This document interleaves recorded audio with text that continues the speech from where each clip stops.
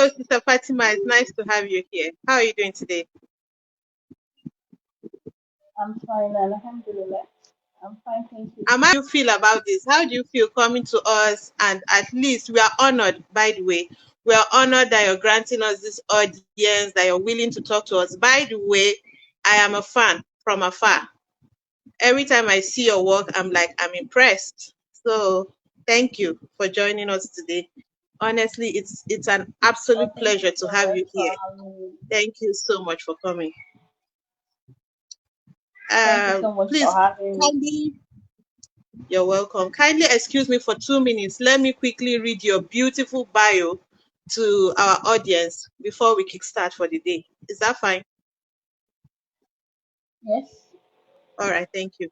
Okay, so I'm going to read to you the profile of Miss Fatima Aderomu, and it's a beautiful one. So, Miss Fatima is an author, a muscular dystrophy warrior, a disability advocate, and aspiring product manager.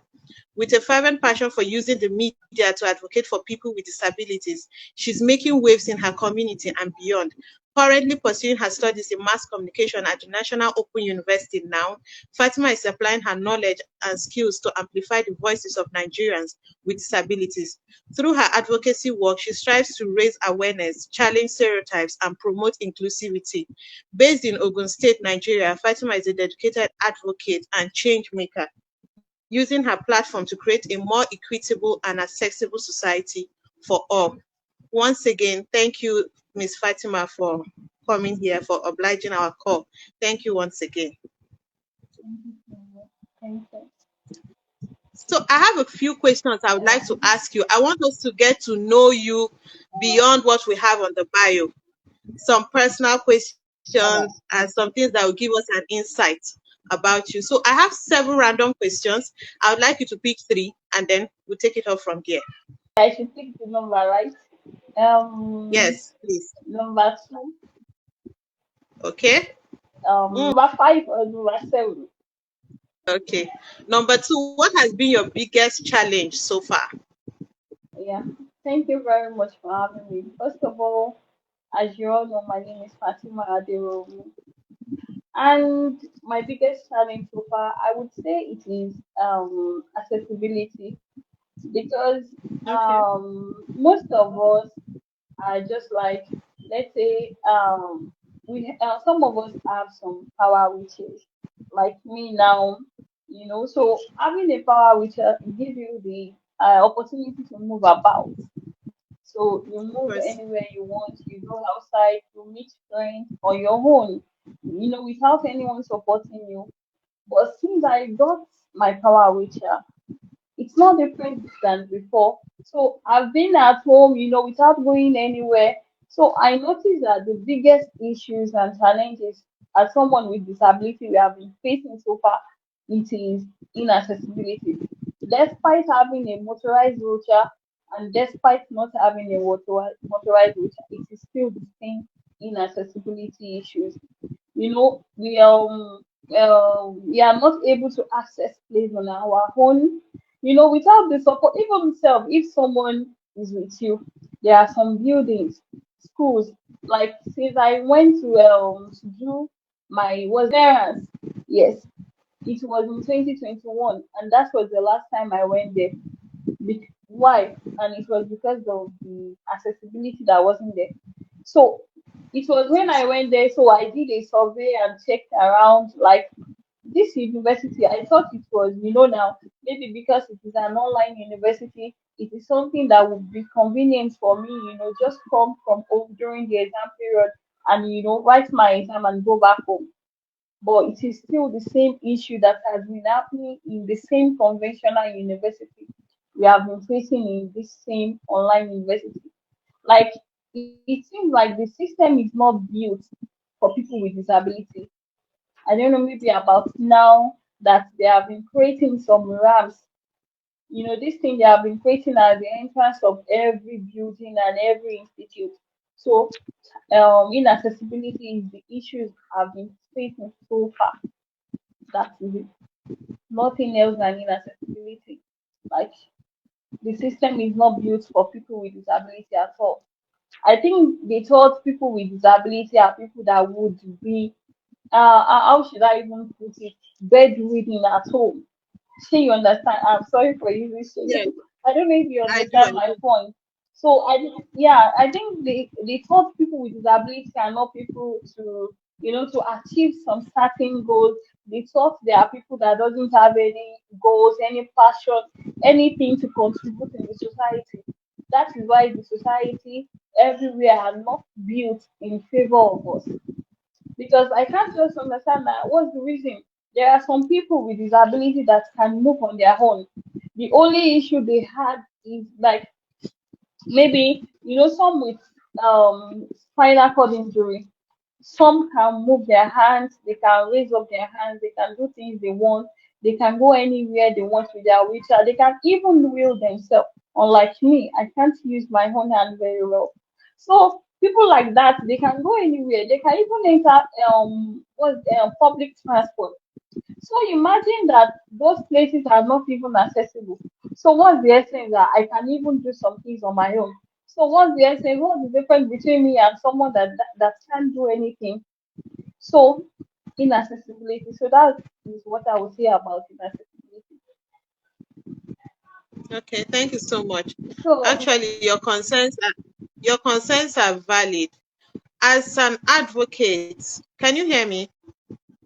As someone who yes, is I can. advocating for inclusivity of disabled people into society, what steps have you taken? What major steps have you taken to see that okay, people with disabilities are actually being thought of when plans are being made? Say, for instance, the government actually begin to look into when we're building bridges, when we're building complex shopping malls. We are actually Yeah, creating yes. places for disabled people to be able to move from one place to another freely. Have you taken I'm any aware. major step to see that the government actually hears that people need help? Thank you very much. First of all, You're welcome. before I started talking about myself on social media, I think it was because of people with disability, not only about myself. Because the reason why I started talking about it is because it was someone that inspired me to start doing it as well. Because if not for the person, I would feel like I would be isolated at home without doing anything. So when I learned about how she was coping with her own disability, I started voicing out that this is exactly what I've been facing as well. And since I started talking about it, so I've been invited to several interviews with different Yeah. media houses to talk about disability. So majorly, I don't even talk about muscular dystrophy or anything.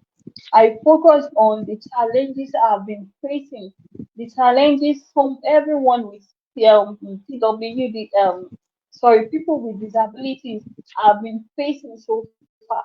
So I created a whole chapter in my book. I wrote a book, so the whole chapter was all about the inaccessibility we have been facing, all the challenges, the discrimination, everything, the stigma, the what should I say, the stereotypes, everything we have been facing so far. And last year, I attended one retreat. So when I got there, so before going there, I told them that I don't want somewhere that won't be accessible for me. So I had to call the planner of the retreat, and I had to find the this hotel number. I checked on the Google, so I checked for their number. I called them.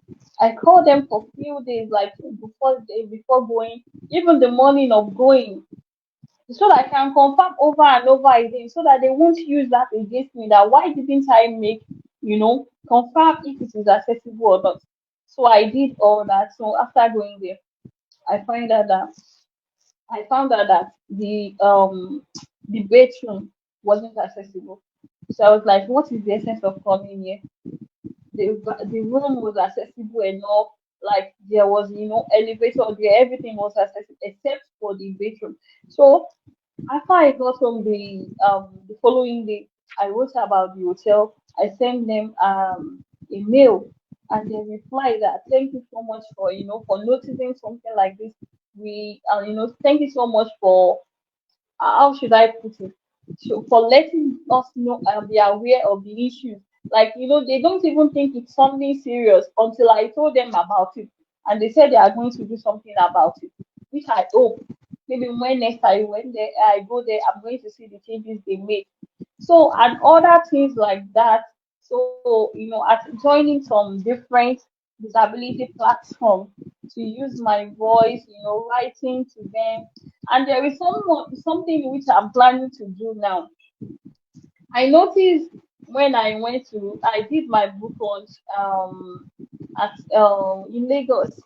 So where I used for the book launch, it wasn't accessible because the first time I went there, I thought it is something I could manage. So in that day, I saw this place is going to spoil my wheelchair and other people with the same conditions. So and someone with disability came as well. So it was very difficult for him to climb up. So after then, I called someone, the manager of the monster. There's something I want to do, and it's not only about this place because the place is a mosque, but it has all. So it was all that I used for the book launch.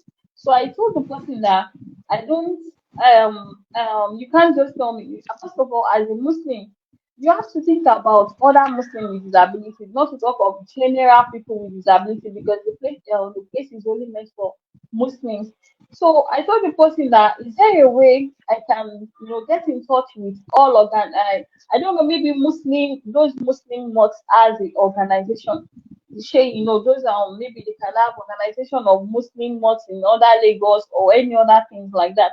So he told me he's not sure, but for their own or inside their own compound, they are going to start working on it. They are going to start including um, people with disability in their plan now and in the future. So those are part of things I've been doing and going to somewhere and writing about it, talking about the place on social media to let people know and tagging the necessary organizations, the necessary bodies that are going to work on it. And I hope the government remembers us one day. So Thank you so that's much. it. Thank you very much. Miss Fatima, as a change maker that you are, no doubt, I believe you already know that you have a powerful voice. It may seem like the changes are not fast or people are not taking note very quickly, but believe me, it's Yeah, before you know what's happening, it's a matter of time before the changes are made. And I think that these changes will not come about just by only people with disabilities speaking about it. I think it's a cause for all. It's something everybody should be involved, all hands deck to see that yeah, that yes. changes in the nearest future, God willing.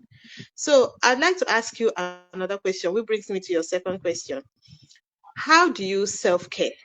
Could you share tips with us? Because I know this is challenging. So sometimes how do you take time out to care for yourself, to give yourself the much needed attention you need? Um, Sometimes concerning self-care, like I can't even say it's easy for me because sometimes I just want a me time and it's not easy for someone that has my siblings are all around me and they are the ones supporting me. So without them, I can't even do things on my own. Like sometimes I just want to be alone and read, but my mom understands, so she's the one that would even tell them that let your sister rest. She wants to have a me time. So sometimes I read books, sometimes I watch, maybe videos about skincare, all those random things that makes me happy. Like maybe watch some videos online and sometimes I just write about disability. That's it. So just writing and thinking about something what's next to do, like things to do. I want to do this, I want to do that. Or sometimes listening to some songs or Quran, not necessarily. So I don't do much because I spend most of my time with my family. So The only time I have for myself, I write about disability. I maybe watch movies and post about their reviews and all sorts of things, read my books. So that's it. Well, self-care isn't relative. Self-care isn't relative. Yeah. So self-care isn't just manicure, pedicure, spa day and all that. It depends on what it does for you and how it elevates your mood. So if that's your way of self-care, it's all fine and good, honestly. As long as it gives you a boost in energy, fine and good. So who has been your biggest support system? Um. After my Lord and my parents and siblings, and there are certain, like, my parents and siblings are the first, honestly, because they have been with me since it all started, like, till I, like, let me even say, my condition, when I was told that it has no cure, my parents doesn't believe in it has no cure. No, they don't even want to hear that. So they have this strong belief that there is a cure. They are certain. So even me, sometimes I'll be like, I don't want to do anything again. I've tried my best. I've used a lot of things. Like, where should I even start from? Since it all started, I've used, and they are aware as well. So they will, like, they they are the one that will tell me that don't give up. You don't have to give up at all. We are going to continue trying and trying. Sometimes I'm tired of trying. They'll be like, no, you can't be tired at all. They are not even tired of trying. Even me, that is a victim, but I'm even tired, but they are not tired. So I would say that they are the biggest support system, honestly speaking. All right, thank you so much. Understanding that women generally, we have so many issues relating to self-esteem. Um, let alone some of us that now have challenges like you now. You might probably have very good self-esteem. I believe that you have very good self-esteem, and that is why you can be bold enough to be talking about your condition and be using it to inspire other people. How do you think other women could also be like you, women that have got one disability or the other? How do you think they can support this journey of you? How do you think they can improve their self-esteem such that they don't see their disability as the last thing, I mean, like the end of their lives? Um, Thank you very much. Um, to be very honest, from the start, I like I think it's not even up to, let me say, up to 5 years I started showing my pictures on social media. If I want to be sincere, the reason is that when it all started, due to the discriminations and everything I faced in secondary school back then, so I didn't upload, should I say upload or post my pictures, because I was worried about what people are going to say about how I look, because I'm not able to use my leg and all sorts of things. I don't even talk about myself at all. So I was worried about what people were going to say. Then it was one of my cousin's pictures I normally upload. I upload it. So someone it until a friend, I met a friend on social media. So he came to greet me at my mom's shop then. So it was one that told me, there's nothing wrong with you. So I can't say anything. I said, don't tell me you can't say anything. It's very certain you can see that I can't use my leg. So he said, so there is no big deal about it. Not until I came across someone. So, like, then I was searching about disability stuff, and I came across her wedding pictures with her husband. So I was like, she's not even shy. She's very, like, I don't even know how to put it. She was very happy. So that was how I clicked on her profile. I was checking everything. So I saw that she has started posting about her picture. It's been more than like 10 years now. So I was like, so why am I hiding myself now? So then I started talking about myself. I posted about my condition before I even posted about my picture. So someone said, you are going through something like this. I said, yes. They said they are not aware of it. So I started talking more about muscular dystrophy. So then I posted my pictures.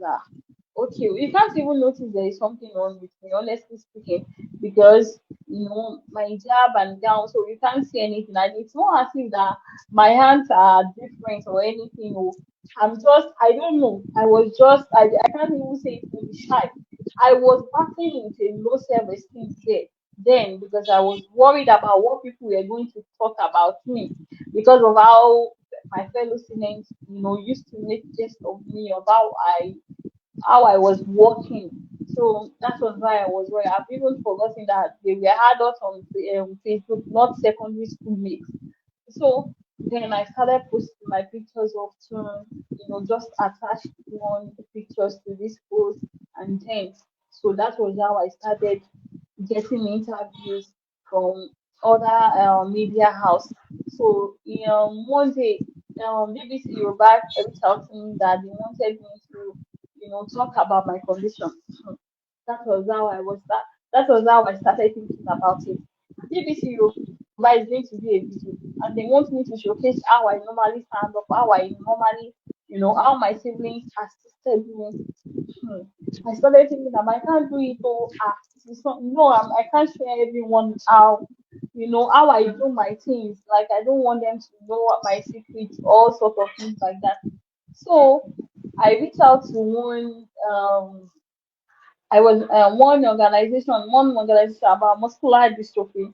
So I reached out to the founder of the organization that BBC Yoruba want to do this and that. So they said I should come and do. They want to come and do this interview for me at home. Like it was on my mind for some months before I finally agreed. You know, I haven't adapted to the new life of this showing myself, letting other people know about what is wrong with me. So I said the person said I should answer them. So they came before we even started. So they started saying, are you nervous? Are you all sorts of things like that? I said, yes, I shouldn't lie. Yes, I am. I am very nervous. They said, okay, we waited for some hours. The woman was saying, be calm, be calm, be calm before I finally, did it. So when they posted about the video, I wasn't even aware because it took them some months to do the editing and all sorts of things. It was some friends and family members that reached out to me that so you were going through us all this and you didn't inform anyone or all those things like that. So that was how the courage, now the courage came in that so this thing is nothing. So that was when someone reached out to me that she's a muscular dystrophy warrior. So we added each other up and I said that this girl is not even shy about this thing. No. So from there. So and when I started gaining weight as well because I have PCOS. So that one is another issue on its own. And I started having weight that people are going to talk about how I look like I have weight with disability at the same disability too. They are going to talk. So I don't even know. I think the important is talking about yourself. You don't know that talking about yourself is inspiring someone out there. And that is what got me to this stage. Is seeing other people doing this thing. So it started giving me things that this is something I can do. There is nothing wrong with me. I am beautiful. I can do anything I want. It's not as if that I am that worst or anything. So seeing other people doing it makes me, it gave me a lot of courage that there is nothing wrong with me. So that was how, so honestly speaking, I sometimes I still feel like, this picture, don't let me upload it. Like they are going to see that my cheeks are too much, like the weight is too much, all sorts of things. Sometimes, but I don't know. I'm still struggling with it, but sometimes it is courage and I think talking about it has given other people courage, and that is the most reason why I keep doing. Why I'm going to continue doing that, showing up. Like I don't know what else should I say. I don't know. Kudos to you. Kudos to you. Wow. Well done. Let me tell you, when it comes to this self-esteem thing, we all at one point or the other have struggled. It will just be as if we are in shackles that we have refused to free ourselves from. And at the end of the day, you find out that nobody really cares. Nobody cares. You are the one that thinks somebody cares. Nobody Exactly. cares. The people that know you, they don't care. And those that don't know you, you shouldn't care what they think, actually. So it's a good thing. Once you're able to move away from all those things, you just feel as if it's freedom at last, liberation at last. At last, I'm free from my own thoughts that are restricting me and disempowering me. So it's Exactly. it's beautiful to see that you're able to step out of your zone and able to find, because they say um, success lies at the end of your discomfort zone. So if you're at your comfort zone, you're not likely to get that success you want. You have to step out of it for you to get the That's very success you want. So it's beautiful. And exactly. as little as you think you're doing, you're inspiring a lot of people outside there, not just people with disability challenges, even people that are just struggling to come out there and share their stories, whatever their story may be at all. So please, I'll urge you, and we all here will urge you to keep doing these things you're doing, because it's been very impactful. It's because of these things you shared I know you. I didn't know you from nowhere before, but when I heard of International Women's Day, I said this is one person we need. If we are talking about inspiring inclusion, we need somebody like this to talk about inclusion from her own uh, point of view. So it's been a beautiful session. It's really wonderful to have you here. Thank you once again. We are indeed very grateful for you to have honored us despite your tight schedule and all of that. Maybe this could have been your rest time, but you took out time for us. We are indeed very grateful. So I don't know if any of the audience members have questions to ask you. So we'll just ask them. Thank you so much, Auntie Fatima. Thanks for being courageous. Thank you so, so much. Keep doing what you are doing. Keep being strong. Thank you, Ma. Thanks. So, thank you very much, Star Fatima. In fact, I laughed so loud when you mentioned the cheeks. You know, I have big cheeks too. And in fact, when people see my picture, they think I am a very big person because of my cheeks.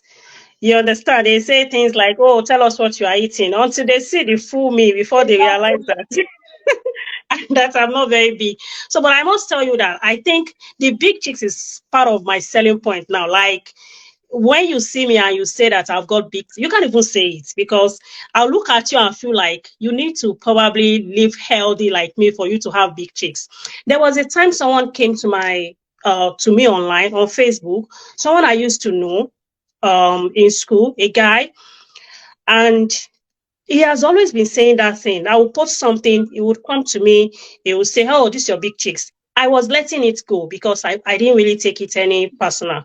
But at the time, I realized that the only comment he wanted to be making on my post is my chicks. Then the last comment he made was, "Oh, one day I think this your big chicks is not going to drop." I just couldn't hold it anymore because I was like, what problem do you have with my chicks? So I didn't come to him openly because I didn't want to react the same way he was reacting to me, and I want to be more mature about it. So I had to go behind and tell him that don't ever drop that kind of comments on my post again. What problem do you have with my chicks? This is the chicks that the person I'm married to loves so much. So if you have a problem with these chicks, it's either you go and do the same for your wife or something. In fact, that was the end of it. And then it Your stopped. problem. Deal with it. Do you understand? That was the end of the way it comes to me about my big chicks. So I think it's just as you mentioned, it's about one having good self-esteem. If you have good self-esteem, you really would not even bother about what people say. I just wanted to add that to this session to say that having good self-esteem, I can imagine someone living with disability, I can imagine the challenges they will be facing in terms of that. And I love that she's picking herself. I love that she's developing herself every now and then. So thank you. Thank you to both Fatima. In fact, I've already quoted you, Sister Fatima, that when you said success lies outside of our comfort zone. I've quoted you. That's a very big statement. And Yeah, I love to quote people so much. So You love thank to you very quote. much. Yeah. All right. Thank you. Thank you, Miss Sheung, for joining us again. Okay, she's back. Yeah, she's back. Thank you, Auntie So, Fatima Mohammed. Thank you, Ma. Thanks so thank much. you. Thank you. Thanks. Thanks for your word of All right. wisdom. So, Thank do you you, want Ma. me to say? Thank you so much. Okay, Miss Fatima, we hope that in the Thank nearest you so future, much. when we call you, you come. Will you? Yes, so I will. Of course. All right. Thank you so Thank you much. very much. I really enjoyed this session. Thank you. I Thank Thank you, did you too. Ma. Thank you very so much. much. Okay. Bye.